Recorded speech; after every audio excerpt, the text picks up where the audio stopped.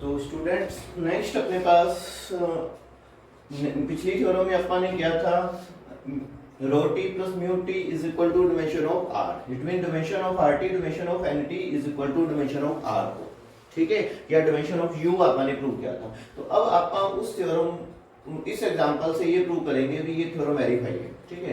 तो if T R four to R three is a linear transformation define ये किया गया इसमें, ठीक है। E1 E2 E3 E4 आपको पता है स्टैंडर्ड बेसिस होती है, ठीक है। तो ये डिफाइन किया गया, आपने ये प्रूव करना है this is equal to this. इसका मतलब ये है सिंपल सा भी आपने डिमेंशन ऑफ आरटी और dimension of N T find out करना है। तो डिमेंशन ऑफ आरटी और डिमेंशन ऑफ एनटी आप कैसे फाइंड आउट करेंगे, ठीक है। तो पहले आप डिमेंशन ऑफ आरटी की बात करते हैं, ठीक है। आपने को पता है जो आरटी होता है, RT is subspace of RQ, ठीक है, and NT is subspace of आर4, ठीक है। ये याद रखना, ये डोमेन का एनटी होता है जो, और आरटी होता है वो सबस्पेस किसका होता है, आरटी अपने पास आरक्यू का। सबसे पहले आपने आरक्यू मतलब आरटी का डिमेंशन फाइंड आउट करना है, ठीक है, आरटी। तो क्या करेंगे अपन, आरटी का कोई आर्बिट्ररी एलिमेंट लेके चलेंगे, ठीक है।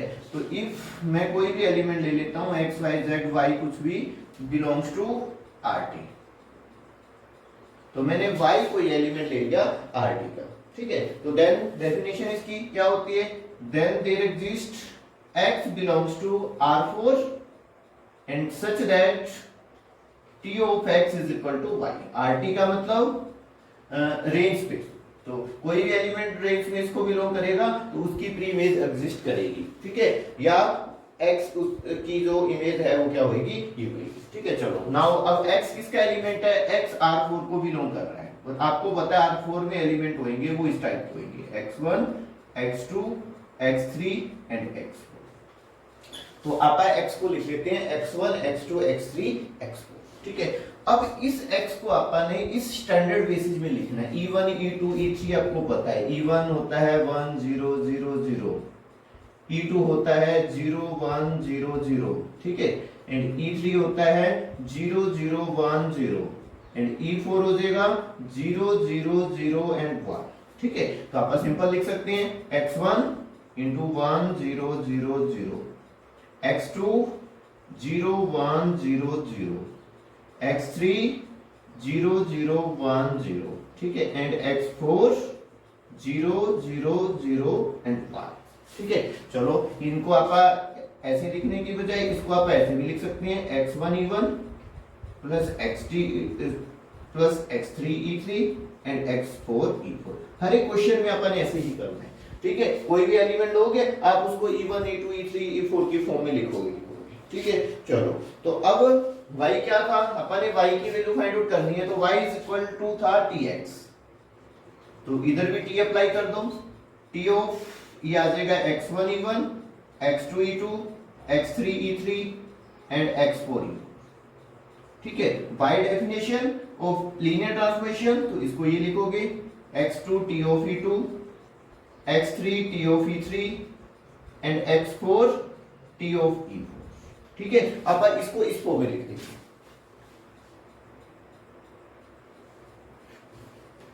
चलो नेक्स्ट अपन इसको लिखा है x1 t of E1, t of E1 की वैल्यू है अपने पास, तो इसको आप यूज कर सकते हैं यहाँ। t ऑफ E1 की वैल्यू है x1 and 1 1 1, t of E2 1 minus 1 1, and x3 t of E3 ये अपने को गिवन है t of E3 1 0 0, x4 t of E4 है अपने पास 1 0 1। तो यहाँ पे मैंने t of E1 E2 E3 इनकी वैल्यूज कर दी, तो y is equal to this, ठीक है।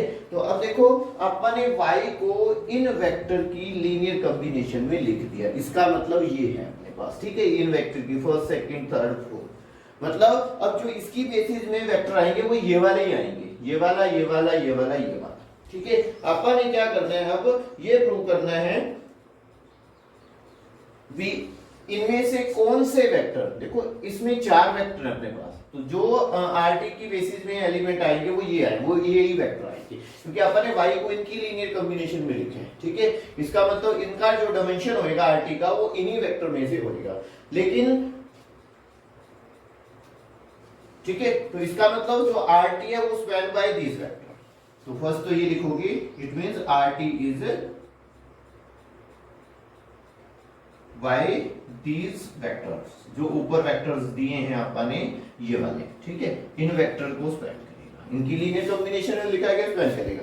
अब आपने ये प्रूव करना है ये वेक्टर लीनियरली इंडिपेंडेंट होते हैं। लेकिन अब यहाँ पे जो मेन मुद्दा उठता है वो ये है भी ये वेक्टर है 4, ठीक है, और RT जो वो कंटेन कर रहा है R3 में, मतलब RT का डायमेंशन R3 का डायमेंशन होता है 3, मतलब RT का जो डायमेंशन है वो 3 से ज्यादा नहीं हो सकता, ठीक है। तो इसका मतलब इनमें से कोई भी 3 वेक्टर उठाएंगे और ये प्रूव करेंगे वो लीनियरली इंडिपेंडेंट हैं या नहीं है। पीछे भी आपने जब बेसिस प्रूव किया तो उसमें अगर 4 वेक्टर दिए होते थे तो उसका डायमेंशन 3 ही आता था, 4 नहीं हो सकता, क्योंकि ये ट्रिपल में है, ठीक है। तो इसका मतलब आप जो इसको लीनियरली इंडिपेंडेंट प्रूव करेंगे, और लीनियरली इंडिपेंडेंट के लिए आप लोगों के पास मेथड है। तो आप कोई भी फर्स्ट 3 उठा लेते हैं, फर्स्ट वी प्रूव दैट ये वाले वेक्टर लीनियरली इंडिपेंडेंट होंगे, ठीक है। मेथड आपके पास है, तो आप लीनियरली इंडिपेंडेंट के लिए क्या करेंगे, स्केलर यूज करेंगे। कर लो, ए कर लेता हूं,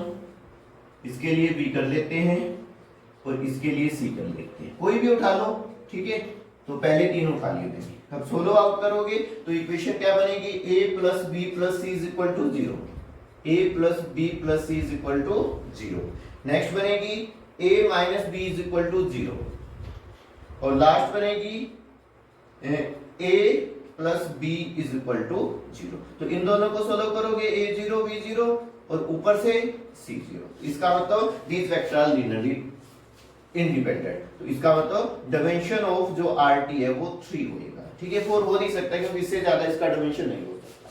चलो, अब इसके बाद आपने dimension of NT find out करना है। ये तो मेथड था RT का डायमेंशन ऑफ फाइंड आउट करने का, ठीक है। अब आपका NT का डायमेंशन कैसे फाइंड आउट करेंगे, उसके लिए अपने को कौन सा प्रोसीजर अप्लाई करना पड़ेगा वो देखते हैं। अब NT का जो डायमेंशन है वो R4 में कंटेन करेगा, ठीक है। ये R4 हो भी सकता है या इससे कम भी हो सकता है, ठीक है। चलो, फिर वही सेम बात, जो ही वेक्टर आपने जिसको x u कुछ भी नाम दे दो, ठीक है। तो मैं ये मान लेता हूं, let u is equal to x1 x2 x3 x4, ठीक है। This is belongs to NT। तो ये मैंने कोई एलिमेंट, क्योंकि इसका एलिमेंट लेके चलोगे और इसकी रेंज फाइंड आउट करोगे आप लोग, ठीक है। और ये आपने लिखा है x1 x2 x4, जो u था उसको आपने, या इसको मैं x मान लेता हूं, इसको आपने x1 e1 x2 e2 x3 e3 and x4 e4 की फॉर्म में लिखा था, ठीक है। यहां से t ऑफ x क्या आ जाएगा, t ऑफ x अपने पास फिर वही सेम घूम फिर के वही वेक्टर आ जाएगा, t of x is equal to x1 t of e1 x2 t of e2 x3 t of e3 and x4 t of e4, ये आ जाएगा सेम, ठीक है। यहां पे e1 e2 e3 की वैल्यू फाइंड पुट कर देंगे, ये 1 1 1 प्लस x2 ये 1 माइनस 1 1, x3 ये 1 0 0 एंड x4 ये 1 0 1। अब अपन नेक्स्ट में क्या करना है, अब जब आप NT का डायमेंशन फाइंड आउट करेंगे तो अपन इसको सोल्व करना है। RT के लिए तो यहां तक क्या था, इसको सोल्व करते हैं अपन x1 plus x2 plus x3 plus x4, next x1 minus x2, ठीक है, ये आएगा। नेक्स्ट में x1 plus x2 and plus x4, ठीक है। अब देखो जो ये x एलिमेंट है ये NT को बिलोंग कर रहा है, इसका मतलब t ऑफ x क्या होना चाहिए, 0 होना चाहिए, क्योंकि कोई भी एलिमेंट NT को बिलोंग करेगा तो उसकी इमेज क्या होगी, 0 होगी। इसका मतलब ये वाला एलिमेंट t ऑफ x 0 है तो ये एलिमेंट 0 होना चाहिए, इसको 0 रखेंगे तो अपने पास इक्वेशन बनेगी first x1 x2 x3 x4 is equal to 0, x1 minus x2 is equal to 0 and x1 plus x2 plus x4 is equal to 0। अपने पास 3 इक्वेशन है, 4 वेरिएबल्स हैं, ठीक है। अपने अब इन इक्वेशन को सोल्व आउट करना है, ठीक है। इन इक्वेशन को अपने सोल्व आउट करना है। तो देखो, अगर मैं इसमें से ये सब्ट्रैक्ट कर दूं, इसमें से ये कर दूं, सारे एलिमेंट है, या इसकी वैल्यू यहां पुट कर दूं, तो फर्स्ट इसको नाम दे देता हूं, इसको सेकंड थर्ड, फ्रॉम फर्स्ट और थर्ड से x3 0 आ जाएगा, ठीक है। फ्रॉम फर्स्ट एंड थर्ड से x3 अपने पास क्या आ जाएगा, 0 आ जाएगा। तो x3 की वैल्यू यहां पे 0 आ गई। चलो, x3 0 आ गया, इन दोनों को क्या करें, ठीक है, यहां से ये वाला वेक्टर फिर सेम ही बन गया, ये दो अब इक्वेशन बच गई अपने पास। अब अपन इन दोनों इक्वेशन को सोल्व आउट करना है। ठीक है, तो यहां से मैं क्या करता हूं, x2 की वैल्यू फाइंड आउट कर लेता हूं या x1 की value, x2 x1 find out कर देता हूं। अब x2 की ये वैल्यू इसमें पुट कर देता हूं मैं, x2 x1, तो x1 x1 x4 0। तो यहां से x4 क्या आ जाएगा, -2x1 ये आ जाएगा। ठीक है, चलो अब अपने पास जो वेक्टर लिया था वो x आपा ने ये लिया था, तो इसमें ये वैल्यू पुट करो, x x1 है, x2 ये भी x1 लिया आपा ने, x3 0 है, x4 -2x1 है। यहां से आप x1 कॉमन ले सकते हो, 1 1 0 -2, तो ये वाला वेक्टर है जो वो इसकी बेसिस में आ जाएगा। ठीक है, तो x1 बेस, तो इसका मतलब ये वाला वेक्टर है nt इज स्पैन बाय, तो nt इससे स्पैन होएगा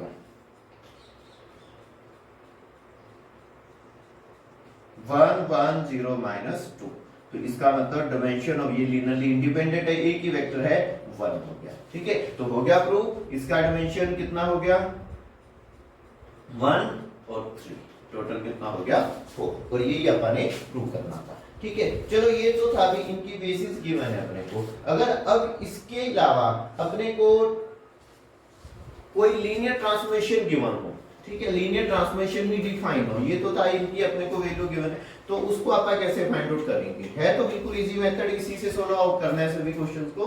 तो अगर अपने पास ये ट्रांसफॉर्मेशन है t r² to r³ be a linear transformation and defined by, और इसने t of x1 x2 को डिफाइन किया है, t of x1 x2 is equal to x1 minus x2 x2 minus x1 and minus x1। ठीक है, ये define किया इसने, और ये प्रूव वही करता है कि आपने nt और rt का डायमेंशन फाइंड आउट करना है, और